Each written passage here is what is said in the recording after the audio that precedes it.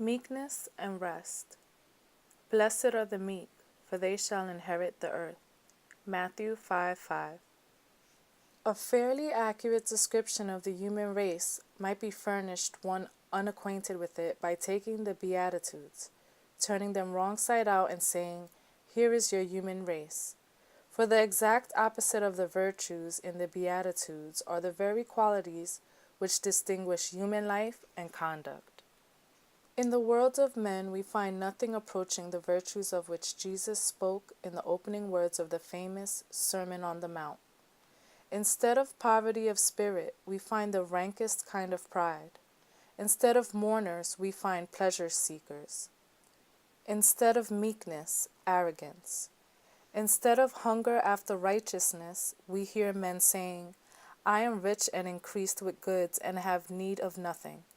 Instead of mercy, we find cruelty. Instead of purity of heart, corrupt imaginings. Instead of peacemakers, we find men quarrelsome and resentful. Instead of rejoicing in mistreatment, we find them fighting back with every weapon at their command. Of this kind of moral stuff, civilized society is composed. The atmosphere is charged with it. We breathe it with every breath and drink it with our mother's milk. Culture and education refine these things slightly, but leave them basically untouched. A whole world of literature has been created to justify this kind of life as the only normal one. And this is the more to be wondered at, seeing that these are the evils which make life the bitter struggle it is for all of us. All our heartaches and a great many of our physical ills spring directly out of our sins. Pride, arrogance, resentfulness, evil imaginings, malice, greed. These are the sources of more human pain than all the diseases that ever afflicted mortal flesh. Into a world like this, the sound of Jesus' words comes wonderful and strange, a visitation from above.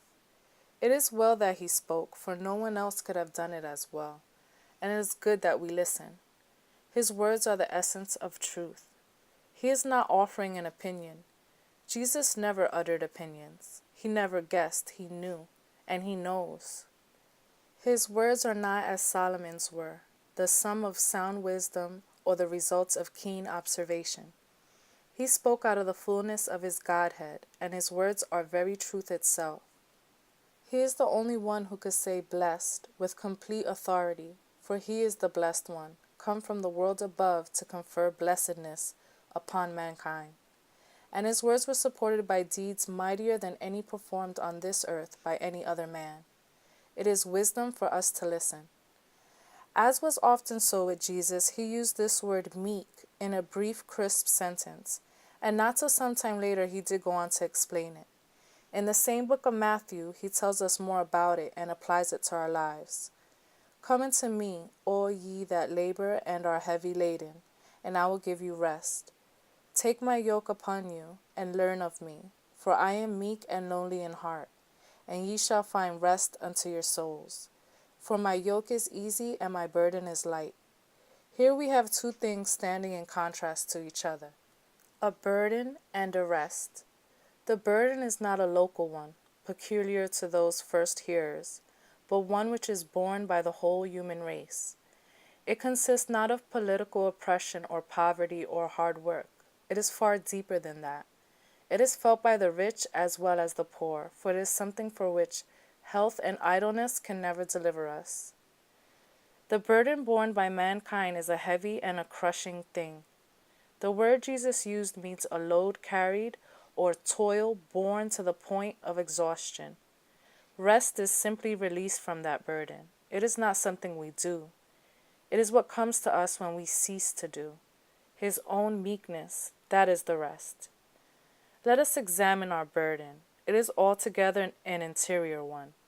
It attacks the heart and the mind and reaches the body only from within. First, there is the burden of pride. The labor of self-love is a heavy one indeed. Think for yourself whether much of your sorrow has not arisen from someone speaking slightingly of you. As long as you set yourself up as a little god to which you must be loyal, there will be those who will delight to offer affront to your idol. How then can you hope to have inward peace? The heart's fierce effort to protect itself from every slight, to shield its touchy honor from the bad opinion of friend and enemy, will never let the mind have rest. Continue this fight through the years, and the burden will become intolerable. Yet the sons of earth are carrying this burden continually, challenging every word spoken against them, cringing under every criticism, smarting under each fancied slight, tossing sleepless if another is preferred before them. Such a burden as this is not necessary to bear. Jesus calls us to his rest, and meekness is his method. The meek man cares not at all who is greater than he, for he has long ago decided that the esteem of the world is not worth the effort. He develops toward himself a kindly sense of humor and learns to say, "Oh, so you have been overlooked? They have placed someone else before you? They have whispered that you are pretty small stuff after all? And now you feel hurt because the world is saying that about you, the very things you have been saying about yourself? Only yesterday you were telling God that you were nothing, a mere worm of the dust. Where is your consistency? Come on, humble yourself and cease to care what men think." The meek man is not a human mouse, afflicted with the sense of his own inferiority. Rather, he may be in his moral life as bold as a lion and as strong as Samson, but he has stopped being fooled about himself. He has accepted God's estimate of his own life. He knows he is as weak and helpless as God has declared him to be. But, paradoxically, he knows at the same time he is in the sight of God of more importance than the angels. In himself, nothing. In God, everything. That is his motto. He knows well that the world will never see him as God sees him, and he has stopped caring. He rests perfectly content to allow God to place his own values. He will be patient to wait for the day when everything will get its own price tag, and real worth will come into its own. Then the righteous shall shine forth in the kingdom of their Father. He is willing to wait for that day. In the meantime, he will have attained a place of soul rest. As he walks on in meekness, he will be happy to let God defend him. The old struggle to defend himself is over. He has found the peace which meekness brings. Then also he will get deliverance from the burden of pretense. By this I mean not hypocrisy, but the common human desire to put the best foot forward and hide from the world our real inward poverty. For sin has played many evil tricks upon us, and one has been the infusing into us a false sense of shame. There is hardly a man or woman who dares to be just what he or she is, without doctoring up the impression. The fear of being found out gnaws like rodents within their hearts. The man of culture is haunted by the fear that he will some day come upon a man more cultured than himself. The learned man fears to meet a man more learned than he. The rich man sweats under the fear that his clothes or his car or his house will sometime be made to look cheap by comparison with those of another rich man. So-called society runs by a motivation not higher than this, and the poorer classes on their level are little better. Let no one smile this off. These burdens are real, and little by little they kill the victims of this evil and unnatural way of life. And that psychology created by years of this kind of thing makes true meekness seem as unreal as a dream, as aloof as a star. To all the victims of the gnawing disease, Jesus says, "Ye must become as little children." For little children do not compare. They receive direct enjoyment from what they have without relating it to something else or someone else. Only as they get older and sin begins to stir within their hearts do jealousy and envy appear. Then they are unable to enjoy what they have if someone else has something larger or better. At that early age does the galling burden come down upon their tender souls, and it never leaves them till Jesus sets them free. Another source of burden is artificiality. I'm sure that most people live in secret fear that someday they will be careless and by chance an enemy or friend will be allowed to peep into their poor empty souls. So they are never relaxed.